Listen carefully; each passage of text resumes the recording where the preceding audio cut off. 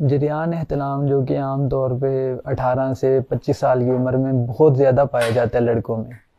ये नुकसानदेह वैसे तो हरारत है, जिस्म की ताकत है, लेकिन ये आपकी हड्डियाँ हैं, कैल्शियम है वो आपका ज़ाया हो रहा है। इसी तरह लड़कियों में लिकोरिया होता है और मर्दों में एहतलाम, कसरत एहतलाम बहुत ज़्यादा आपकी जो है ना हड्डियों से आपका कैल्शियम खींच लेता है। तो इसका इलाज करवाएं।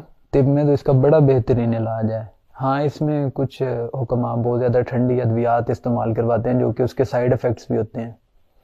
लेकिन आप मुझसे भी रब्ता कर सकते हैं, और बहुत सारी कंपनीज की मेडिसिन हैं तिब में। तो इसको जो है ना आप हल्का ना लें, या आपकी कैल्शियम ज़ाया हो रहा है जो कि आपके पूरे आगे ज़िंदगी में काम आना होता है।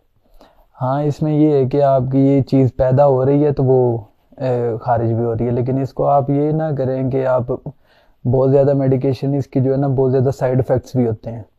बहुत सारे लोग अपना इलाज करवाते करवाते इससे ज़्यादा जो है ना वो फिर कैल्शियम पैदा होना या जिस्म में वो जमा होना, ये चीज़ भी रुक जाती है।